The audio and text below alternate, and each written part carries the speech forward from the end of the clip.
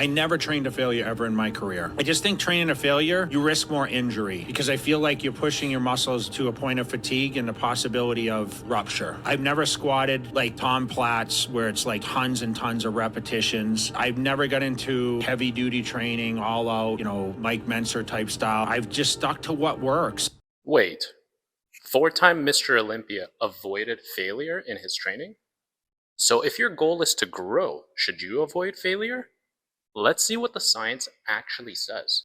In 2023, researchers reviewed 15 studies on training to failure. They wanted to find out, does training to failure build more muscle than stopping early?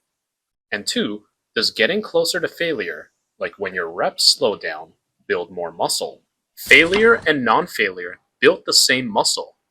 There was a tiny edge toward failure on paper, but it wasn't strong enough to rule out chance, and more research is needed to confirm whether this edge actually exists. It didn't matter how failure was defined, whether you hit true failure, or you stop because your form starts to break down, or your reps slow way down, like 20 to 40%. Muscle growth was basically the same. What's really interesting is they ran a subgroup analysis to see whether matching volume or letting volume differ have an effect on training to failure versus not.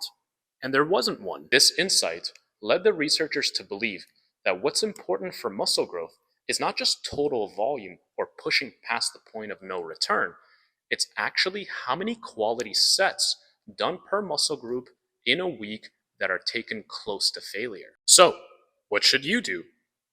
If you're experiencing any sort of pain, tension, or discomfort, do not train to failure. Simple as that. The risk is just too high. On the other hand, if you're pain-free, when it comes to lower body compound movements, I would stop 1 to 3 reps shy of failure. This is going to help you manage energy a little bit because those movements are a little bit demanding. And when it comes to isolation exercises, I would take those to failure with good form. Anything past that, breaking good form, is just too much risk. Jay didn't avoid failure because he was soft.